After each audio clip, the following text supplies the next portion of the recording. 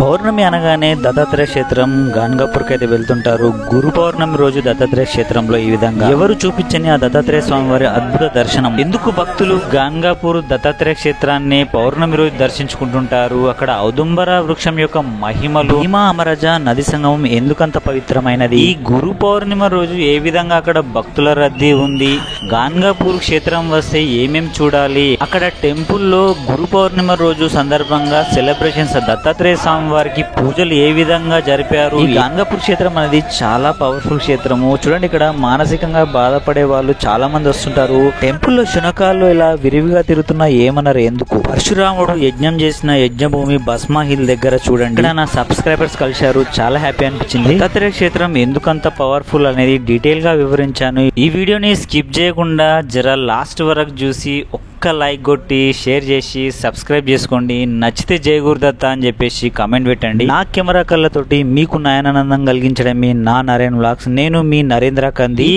పౌర్ణమికి గాన్గాపూర్ కి దత్తాత్రేయ క్షేత్రానికి అయితే బయలుదేరాము. ఈ గురు పౌర్ణిమ రోజు దత్తాత్రేయ క్షేత్రం గాన్గాపూర్ కి మా జర్నీ ఎలా సాగింది, అక్కడ ఔదుంబర వృక్షం దగ్గర దర్శనము, దత్తాత్రేయ స్వామి మెయిన్ టెంపుల్ లో దత్తాత్రేయ స్వామి దర్శనము, తర్వాత కలేశ్వర స్వామి టెంపుల్ దర్శనము, గురు పౌర్ణిమ సందర్భంగా అక్కడ ఏమేం పూజలు జరిగాయి అనేది ఈ వీడియోలో ఫుల్ గా మొత్తం డీటెయిల్ గా చూపించాను. మేము ఈవినింగ్ అయితే 6 o'clock అట్లా శనివారం రోజు అయితే బయలుదేరాము. అక్కడికి చేరుకునే వరకు ఒక 9:30, 10 వరకు అక్కడికి రీచ్ అయిపోయాము. మేము వెళ్తున్నంత సేపు వర్షం అయితే పడుతూనే ఉంది. ఇట్లా సాయంత్రం టైంలా వాన పడుతుంటే అందరికి ఏమనిపిస్తుంది, మంచిగా గరం గరం చాయ్ తాగాలనిపిస్తుంది. మేమైతే ఒక మంచి చాయ్ స్పాట్ కి అయితే వచ్చేసాము. సంగారెడ్డి దాటిన తర్వాత పెద్దాపూర్ అనే విలేజ్ ఉంటుంది. ఆల్మోస్ట్ ఒక సంగారెడ్డి నుంచి 10 kilometers దూరంలో ఉంటుంది. ఇక్కడ ఫేమస్ టీ పాయింట్ అనేది ఉంటుంది. అక్కడ చాయ్ మాత్రం చాలా టేస్ట్ ఉంటుంది. మీరెవరన్నా కానీ ఈ రూట్ లో వస్తే మాత్రం ఇక్కడ తప్పకుండా టీని టేస్ట్ చేయండి, చాలా నచ్చుతుంది మీకు.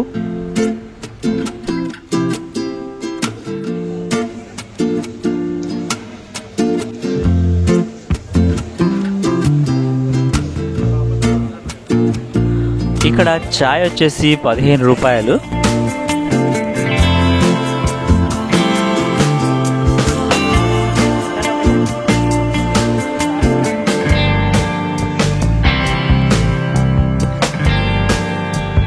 ఇంతకుముందు ఈ ఫేమస్ టీ పాయింట్లో ఎవరైనా టీ తాగి ఉంటే ఇక్కడ కమెంట్ బాక్స్లో పెట్టండి ఏ విధంగా ఉందనేది.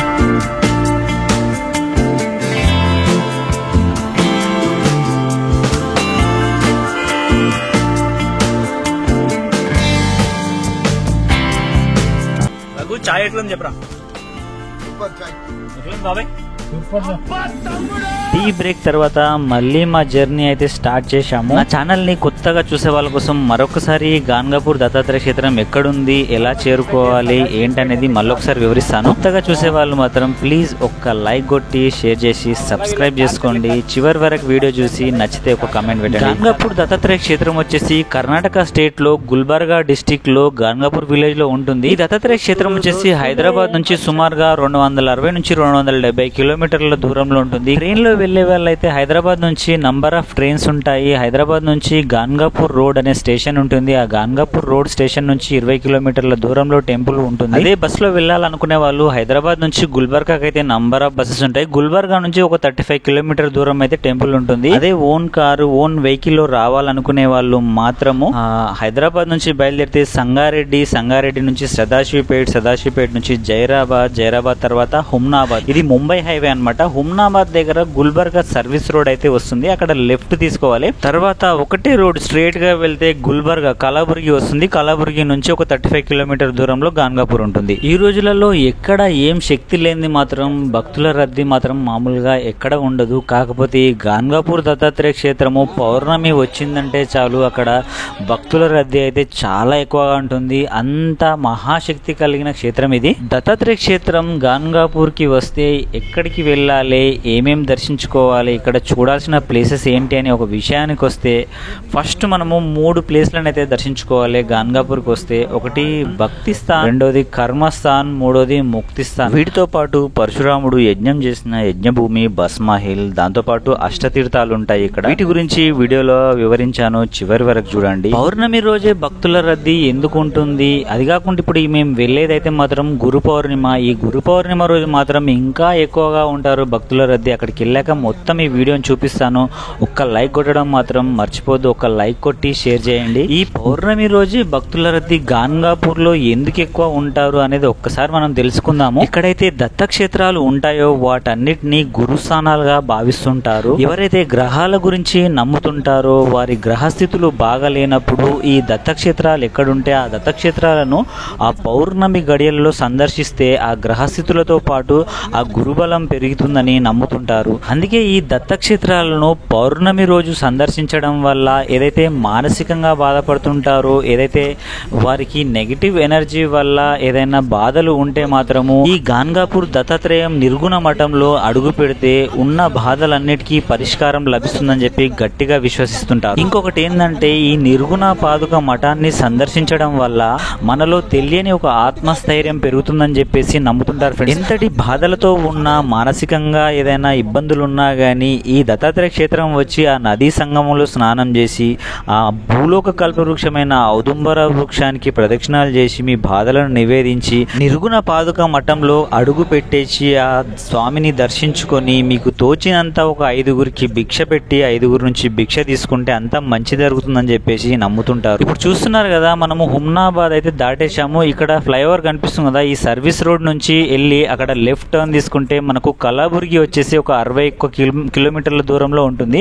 అక్కడ కలాబుర్గి నుంచి మనకు గాన్గాపూర్ టెంపుల్ వచ్చేసి ఒక 35 కిలోమీటర్ల దూరంలో అయితే ఉంటుంది. ఇక్కడ గుల్బర్గాకు టర్న్ తీసుకున్న తర్వాత అయితే ఒకటి మనకు హల్లికేడ్ అనే విలేజ్ వస్తుంది. ఇంతకుముందు నా ప్రీవియస్ వీడియోలో కూడా చూపించాను. ఇక్కడ ఆ మహాశివుడి మూర్తి మాత్రం ఒక టెంపుల్ వస్తుంది, చాలా పెద్దగా ఉంటుంది. చూడండి ఆ మహాశివుడు నైట్ టైం చాలా అద్భుతంగా కనిపిస్తాడు. చూడండి ఒకసారి.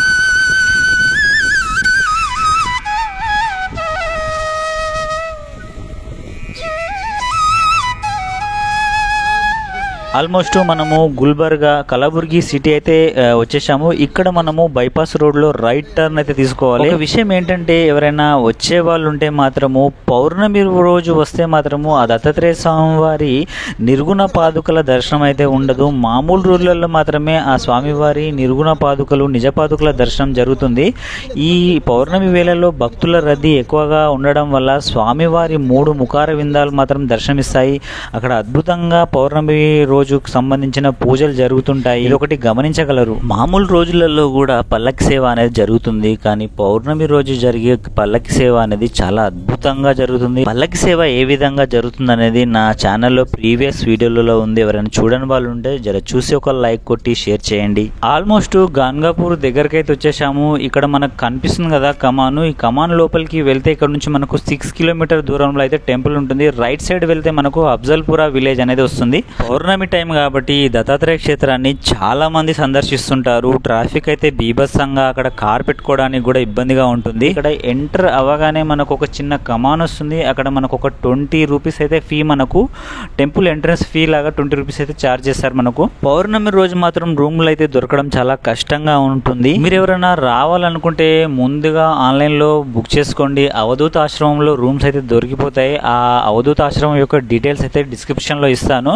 ఎవరైనా డైరెక్ట్గా నార్మల్ టైంలో వస్తే మాత్రం ఇక్కడ లాడ్జెస్ కానీ హోటల్స్ కానీ నంబర్ ఆఫ్ టెంపుల్ సరౌండింగ్స్లో చాలా ఉంటాయి.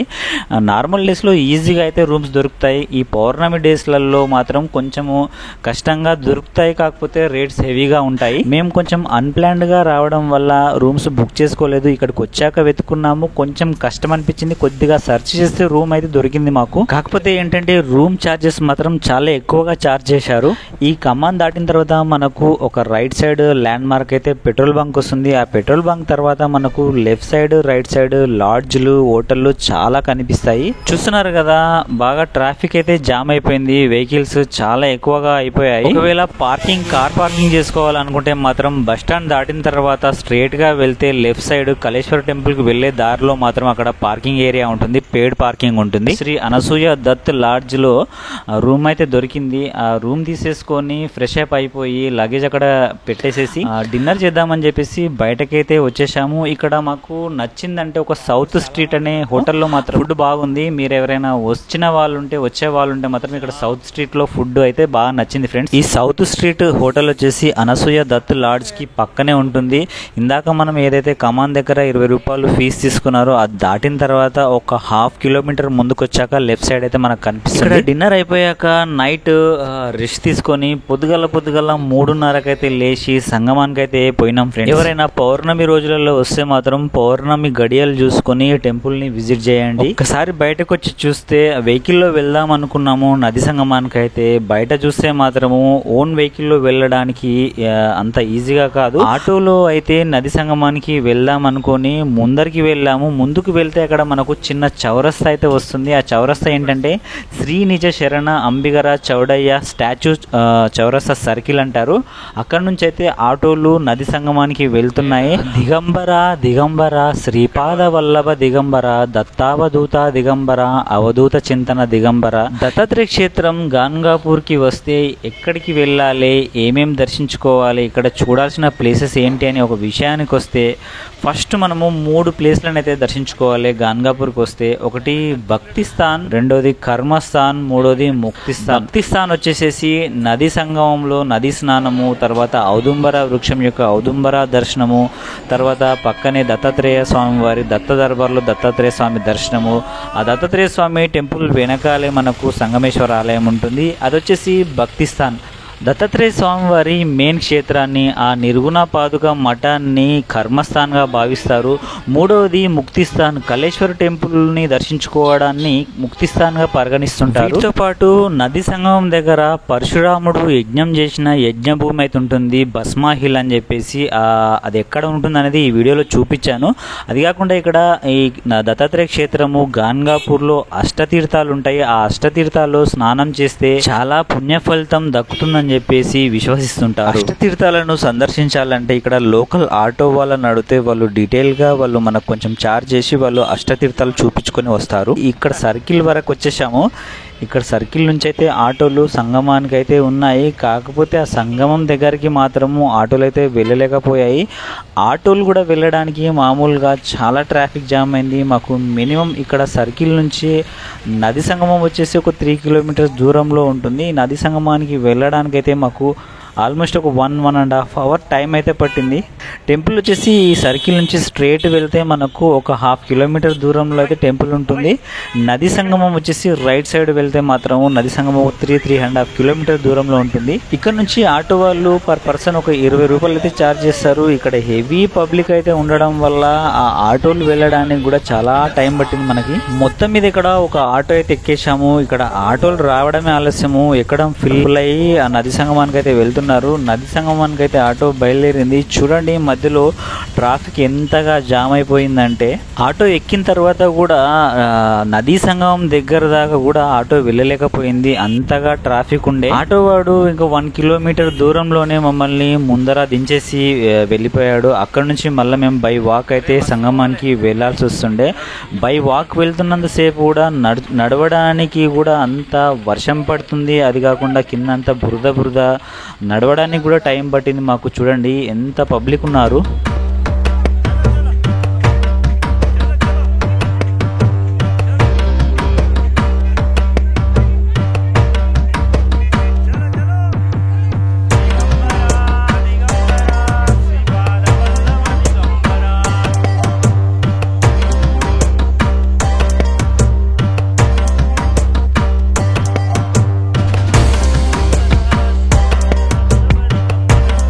అవధూత ఆశ్రమం వచ్చేసి నది సంగమానికి దగ్గరలోనే ఉంటుంది. అక్కడ ల్యాండ్ మార్క్ వచ్చేసి ఒక పెద్ద హనుమాన్ మూర్తి అయితే ఉంటుంది.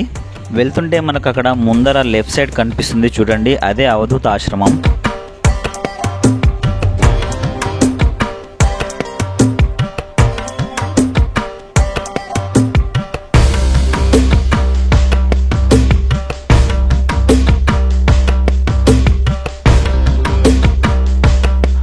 ఇప్పుడు అవధూత ఆశ్రమం దగ్గర వరకు అయితే వచ్చేసాము. ఇక్కడ నుంచి నది సంగమం దగ్గరనే ఉంటుంది.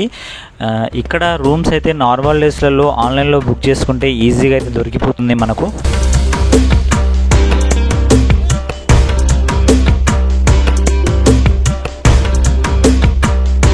నది సంగమం దగ్గరకు అయితే ఆల్మోస్ట్ రీచ్ అయిపోయాము. టైం వచ్చేసి 5:15 అవుతుంది. ఇప్పుడైతే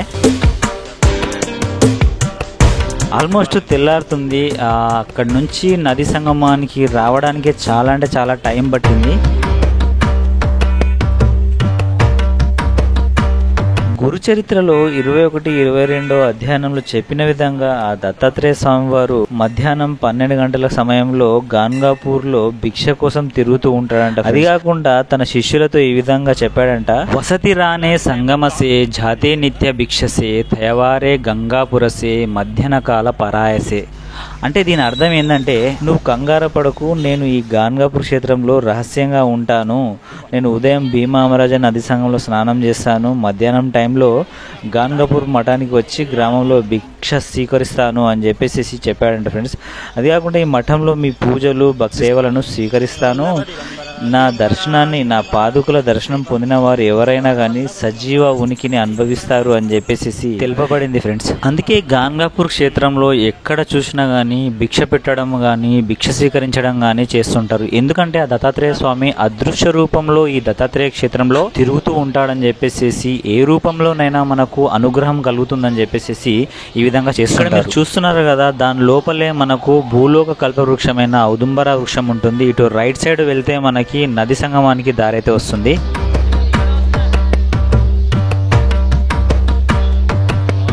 లాస్ట్ టైం 2 months బ్యాక్ మేము ఏప్రిల్, మే నెలలో ఈ గాన్గాపూర్ క్షేత్రాన్ని దర్శించినప్పుడు ఆ వాటర్ అయితే నది సంగంలో అస్సలు లేవు. ఆ వీడియోలు కూడా నా ఛానల్లో ఉన్నాయి, ఎవరైనా చూడని వాళ్ళు ఉంటే చూడండి.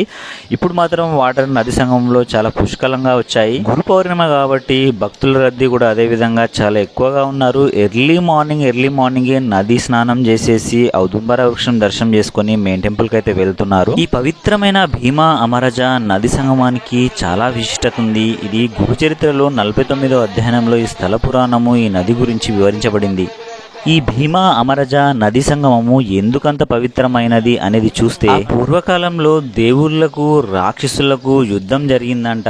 ఆ టైంలో జలంధరుడు అనే రాక్షసుడు అందరి దేవతలను సంహరిస్తూ పోతూ ఉండేనంట. ఇదంతా చూస్తున్న ఆ దేవేంద్రుడు ఆ మహాశివుణ్ణి వేడుకోగా ఈ విధంగా జరుగుతుందని చెప్పేసి ఆ మొరను పెట్టుకోగా శివుడికి ఆ మహాశివుడు వచ్చేసి అమృతపు భాండాన్ని పంపిస్తాడంట. ఆ అమృతపు భాండాన్ని దేవతల పైన చిలకరించగా మళ్ళీ వాళ్ళు ఆయుష్ పోసుకొని యథావిధిగా అయిపోతారంట. అందులో అమృతపు భాండపులో మిగిలిన చుక్కలు ఈ నదిలో పడడం వల్ల ఈ నది అనేది చాలా పవిత్రమైందని చెప్పేసి మంచి పర్వదినాలలో మంచి రోజులలో ఇక్కడ నది స్నానం ఆచరిస్తే పూర్ణాయువు కలుగుతుందంట. ఈ భీమా అమరజ నది సంగమాన్ని అష్టతీర్థాలలో మొదటిదైన షట్కుల తీర్థంగా పరిగణిస్తారు. ఇందులో పుణ్య స్నానం చేస్తే ప్రయాగాల చేసినంత పుణ్య ఫలితం దక్కుతుందని చెప్పేసి, అది కాకుండా అమితమైన పూర్వఫలం లభిస్తాయని చెప్పి నమ్ముతుంటారు.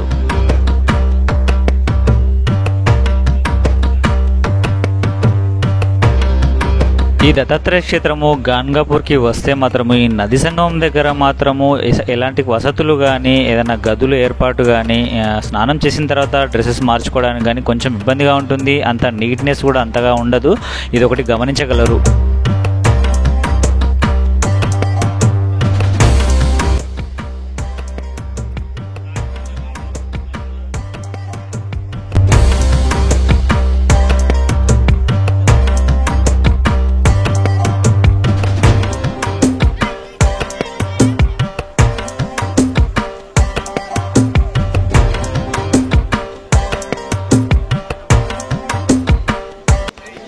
ఇప్పుడే నదిలో స్నానం అయితే అయిపోయింది. భక్తులు రద్దీ చాలా ఎక్కువగా ఉన్నారు.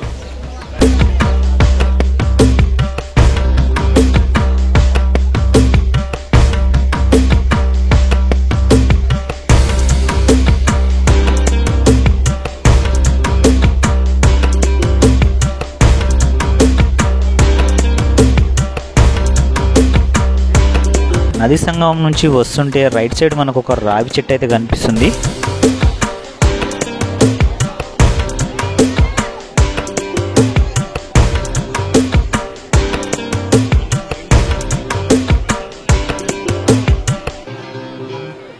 ఇక్కడ ఔదుంబర వృక్షం పక్కనే ఒక రావి చెట్టు ఉంటుంది. అక్కడ కాలభైరవుడి మూర్తి అయితే ఉంటుంది. నదిలో నుంచి వాటర్ అయితే బాటిల్లో తెచ్చి ఇక్కడ అభిషేకం లాగా చేస్తూ ఉంటారు. ఇక్కడ ప్రదక్షిణాలు చేసి ముడుపులు మొక్కేసి ఇక్కడ ముడుపులు అయితే కడుతుంటారు. చూస్తున్నారు కదా దారాలు, ఆ ముడుపులు కడతారు చెట్టుకైతే. నెక్స్ట్ మేము ఔదుంబర వృక్షం దర్శనానికి అయితే వెళ్ళాము.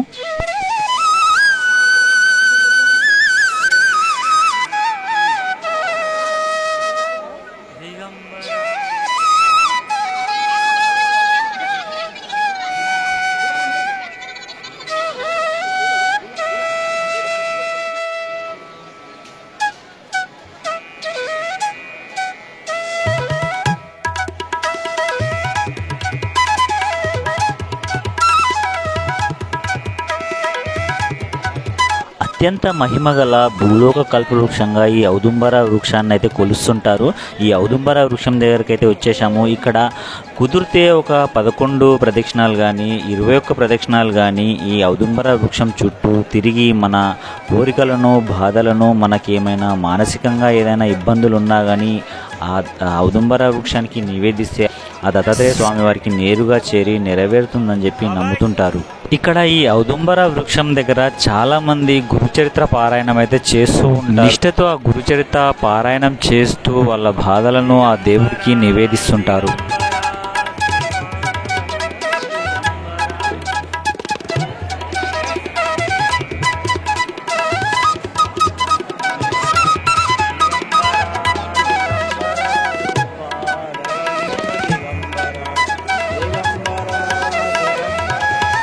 ఔదుంబర వృక్షం యొక్క చిన్న చరిత్ర ఉంది ఫ్రెండ్స్. ఒకసారి నరహరి అనే బ్రాహ్మణుడు గాన్గాపూర్లో శ్రీ గురువు దగ్గరికి వెళ్ళి ఆయనకు నమస్కరిస్తూ, నా జీవితం వ్యర్థమైంది, నేను యజుర్వేదం చదివినా కానీ నాకు కుష్ఠవ్యాధితో బాధపడుతున్న ప్రజలందరూ నన్ను అసహించుకుంటారు, మీరే నన్ను కాపాడాలి, దయచేసి నన్ను ఆశీర్వదించండి అని గురువును కోరుకుంటాడు ఫ్రెండ్స్. అప్పుడు శ్రీ గురువు అతనికి ఒక ఔదుంబర దుంగను ఇచ్చి సంగమంలోకి వెళ్ళి తూర్పున భీమా ఒడ్డున నాటండి, స్నానం తర్వాత సంగమంలో అశ్వత్థతను పూజించండి, మళ్ళీ స్నానం చేసి ఈ దుంగకు రోజుకు 3 సార్లు నీళ్లు పోయండి అని చెప్పేసి, ఎప్పుడైతే ఈ దుంగకు పచ్చని ఆకులు మొలుస్తాయో అప్పుడు మీ పాపాలన్నీ పోతాయి, తర్వాత మీ కుష్ఠవ్యాధి కూడా విముక్తి పొందుతారు అని చెప్పేసి గురువు ఆదేశం ఇచ్చింది ఫ్రెండ్స్. అప్పుడు నరహరి భీమా నది ఒడ్డున దుంగను నాటాడంట. దానికి 3 సార్లు నీరు పోయడంతో పాటు రోజు దానికి పూజించేవాడంట ఫ్రెండ్స్. శ్రీ గురువు కుష్ఠరోగి బ్రాహ్మణుని చూడటానికి సంగమానికి వెళ్ళిందంట. ఆ బ్రాహ్మణుడు దుంగకు నీళ్ళు ఇచ్చినప్పుడు అతని భక్తిని చూసి ముగ్ధుడైన శ్రీ గురువు తన గిన్నెలోని పవిత్ర జలాన్ని తీసుకుని దుంగపై చిలకరించాడంట ఫ్రెండ్స్. వెంటనే పచ్చని ఆకులు దుంగపై మొలకెత్తాయంటే అప్పుడు బ్రాహ్మణుని కుష్ఠవ్యాధి నశించి అతని శరీరం ఆరోగ్యంగా కాంతివంతంగా మారిందంట. అప్పుడు నరహరి శ్రీ గురువుకు నమస్కరించి ఆ సమయం నుంచి ప్రార్థించడం ప్రారంభించాడంట ఫ్రెండ్స్. ఇది ఫ్రెండ్స్ ఈ ఔదుంబర వృక్షం యొక్క చిన్న చరిత్ర. అప్పటి నుంచి ఇప్పటి వరకు ఈ ఔదుంబర వృక్షం యొక్క పూజ చేయడం, ఎవరైనా రోగాలు, బాధలు, పీడలు, ఏదైనా మానసికంగా బాధపడేవారు ఏదైనా ఈ ఔదుంబర వృక్షానికి నివేదిస్తే తప్పకుండా దత్తాత్రేయ స్వామి వారికి నేరుగా చేరి వారి యొక్క బాధలు, కోరికలు నెరవేరుతాయంట ఫ్రెండ్స్. ఔదుంబర వృక్షం చుట్టూ ప్రదక్షిణ చేయడానికి చాలా టైం పట్టింది. భక్తుల రద్దీ ఎక్కువగా ఉండడం వలన ఈ ఔదుంబర వృక్షం ప్రదక్షిణ తర్వాత ఇక్కడ ఔదుంబర వృక్షం యొక్క మొదలలో సూక్ష్మ రూపంలో ఆ దత్తాత్రేయ స్వామి వారు, ఆ గణనాయకుడు కొలువై ఉంటారు. అక్కడ దర్శనం చేసుకోవడానికి ఇక్కడంతా క్యూ లైన్ ఇది. దిగంబర దిగంబర శ్రీపాద వల్లభ దిగంబర దత్తావధూత దిగంబర అవధూత చింతన దిగంబర జై గురుదేవ దత్తా కీ జై.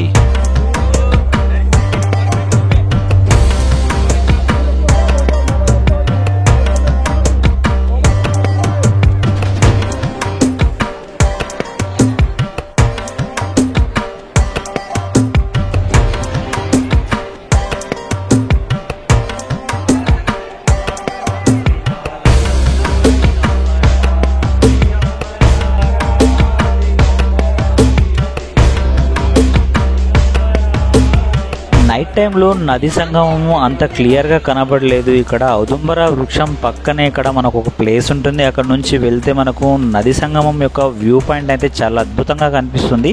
ఒకసారి చూపిస్తాను చూడండి.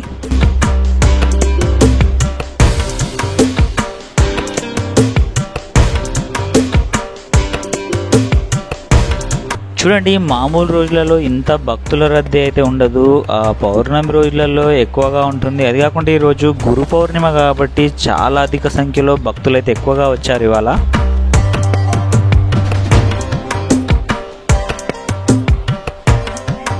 ఇక్కడ ఔదుంబర వృక్షం దర్శనం అయిపోయాక ఇక్కడ పక్కనే మనకు దత్త దర్బారు, దత్త దేవాలయం అనేది ఉంటుంది. ఇక్కడ దత్తాత్రేయ స్వామి వారు సాక్షాత్కారం పొందిన ప్లేస్ అని చెప్తుంటారు. అక్కడ కూడా క్యూ లైన్ ఉంది చూడండి.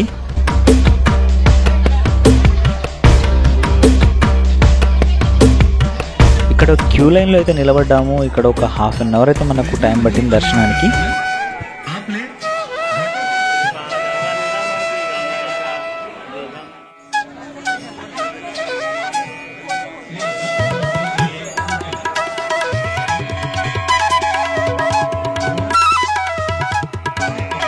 ఇక్కడ దత్త దర్బార్లో దత్తాత్రేయ స్వామి వారి దర్శనం అయ్యాక ఈ దత్త దర్బార్ వెనకాలే మనకు సంగమేశ్వర ఆలయం ఉంటుంది.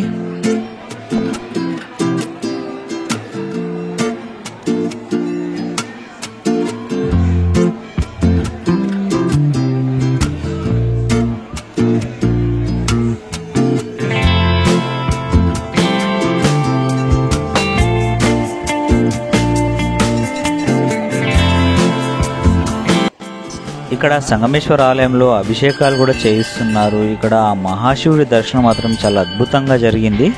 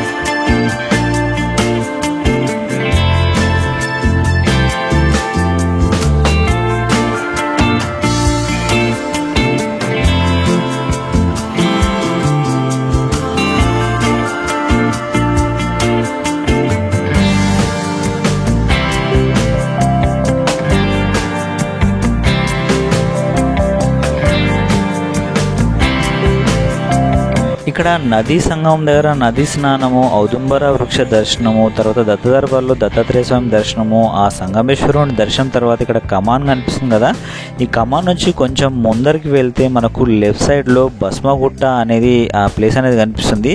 అది పరశురాముడు యజ్ఞం చేసిన యజ్ఞభూమిగా చెప్తుంటారు. ఇప్పుడు ఆ భస్మగుట్టకు వెళ్దాం పదండి.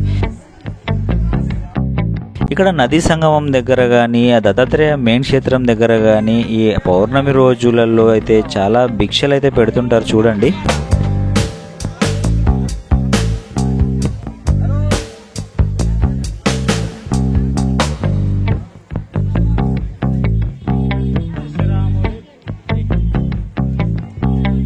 నది సంగమం దగ్గర కమాన్ నుంచి కొంచెం దూరం వస్తే లెఫ్ట్ సైడ్ ఉంటుంది మనకి ఇక్కడ భస్మా హిల్ అనేది. ఇది పరశురాముడు యజ్ఞం చేసిన యజ్ఞభూమిగా చెప్తుంటారు.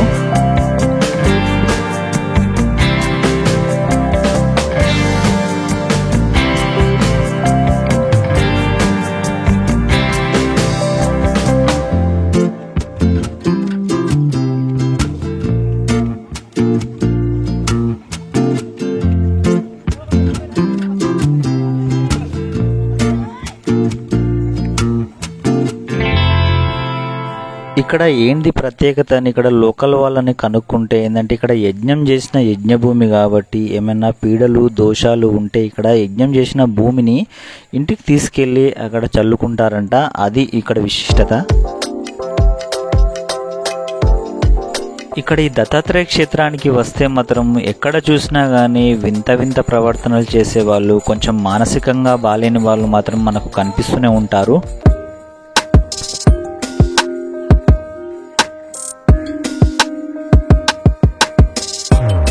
పరశురాముడు యజ్ఞం చేసిన యజ్ఞభూమి భస్మహిల్ చూసిన తర్వాత మెయిన్ క్షేత్రం దత్తాత్రేయ స్వామి నిర్గుణ పాదుక మఠానికి అయితే వెళ్ళాము. దారిలో వెళ్తుంటే ఒక సంతోషం ఏంటంటే నా సబ్స్క్రైబర్స్ కూడా కలిశారు. ఈ అన్న వచ్చేసి కామారెడ్డి అంట. చాలా హ్యాపీగా అనిపించింది ఇట్లా కలవడం వల్ల. వీడియో కొంచెం లెంతీగా అవడం వల్ల నెక్స్ట్ వీడియోలో దత్తాత్రేయ క్షేత్రం దగ్గర భక్తుల రద్దీ, దత్తాత్రేయ క్షేత్రంలో ఆ స్వామి పూజలు, టెంపుల్లో చూడండి మానసికంగా బాధపడేవారి వింత ప్రవర్తనలు, బ్రహ్మరాక్షసులు ఈ చెట్టుపైనే ఉండేవారు. ఆ దత్తాత్రేయ స్వామి వెనకాల 4 శునకాలు ఎందుకుంటాయి, ఈ క్షేత్రంలో శునకాలు ఎందుకు తిరుగుతుంటాయి అనేది తెలుసు. తర్వాత కలేశ్వర్ టెంపుల్లో ఆ మహాశివుడి దర్శనము అద్భుతంగా జరిగింది. మిస్ అవ్వకుండా నెక్స్ట్ పార్ట్ ను కూడా చూడండి. జర్ర ఒక లైక్ కొట్టడం మాత్రం మర్చిపోద్దు. ఒక్క లైక్ కొట్టి షేర్ చేసి నచ్చితే జై గురుదత్ అని కమెంట్ పెట్టండి. నెక్స్ట్ వీడియోలో టెంపుల్ దగ్గర డీటెయిల్ గా జరిగిన విశేషాలన్నిటిని చూపించాను.